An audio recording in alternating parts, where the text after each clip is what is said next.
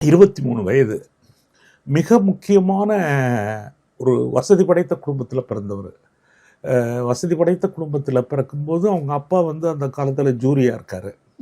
உணவுக்கு பஞ்சமே கிடையாது. அவங்க வீட்டில் 10 பேர் 20 பேர் வந்து சாப்பிட்டு போயிட்டுருக்குறாங்க. அப்படிப்பட்ட குடும்பம். அவர் ஒரு பொது உடைமைத்தில் எளிய மக்களுக்கு சர்வீஸ் செய்யணும், அதுவும் குறிப்பாக தலித் மக்களுடைய விடுதலை பெற வேண்டும் என்பதற்காக கம்யூனிஸ்ட் கட்சியில் சேர்ந்து ஒரு நாளைக்கு ஒரு வேளை உணவு கூட கிடைக்காது. அவருடைய வாழ்க்கை குறிப்பு என்னுடைய புத்தகத்தில் எழுதியிருக்கேன். ஒருவேளை சாப்பாடு பெறுவதற்காக 22 மைல்கள் நடந்திருக்காரு அந்த காலத்தில்.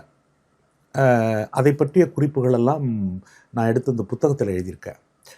அவரை எடுத்து கொண்டு வந்து 23 வயதில் கைது பண்ணுறபோது புலியூர் குறிச்சிங்கிற ஒரு ஊரில் கைது பண்ணுறாங்க. கைது பண்ணுறபோது வந்து இவர் யாருன்னு அவங்களுக்கு தெரியல, போலீஸ்காரவங்களுக்கு.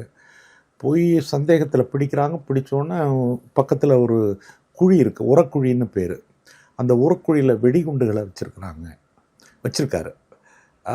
அதை பார்த்த உடனே போலீஸ்காரவங்க பதட்டமாகி உடனே கையை கட்டிடுறாங்க. கையை கட்டி கொண்டு வந்து பெரிய மீசப்போ வச்சுருந்துருக்காரு. தலைகீழ கட்டி வச்சு புகையை போட்டு உன்னுடைய ஆளெல்லாம் இந்தியாவில் எங்கே இருக்கிறாங்க அப்படின்னு அடித்து ஒவ்வொரு மீசையாக பிடுங்குறாங்க முடிய. அப்படியே ரத்தம் கசியுது. அப்போவும் அவர் உண்மையை சொல்லவே இல்லை.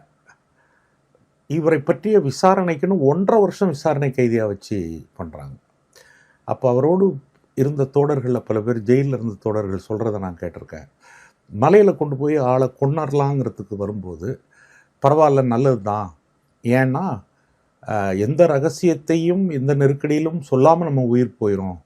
சப்போஸ் வந்து நம்ம சொல்லிட்டோம்னா 100 தோழர்கள் செத்து போவாங்க அப்படிங்கிற அந்த வைராக்கியம் எனக்கு இருந்தது அப்படின்னு அதில் ஒரு போலீஸ்காரர் சொல்லியிருக்காரு.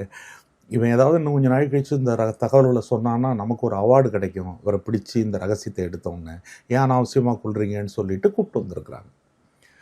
இந்த மாதிரி அவர் பட்ட துயரங்கள்ங்கிறது வந்து கிட்டத்தட்ட அந்த சிறை வாழ்க்கையில் ஒரு சாதாரணமான, அதெல்லாம் நினைக்கும் போது ரொம்ப எமோஷன் ஆகுது.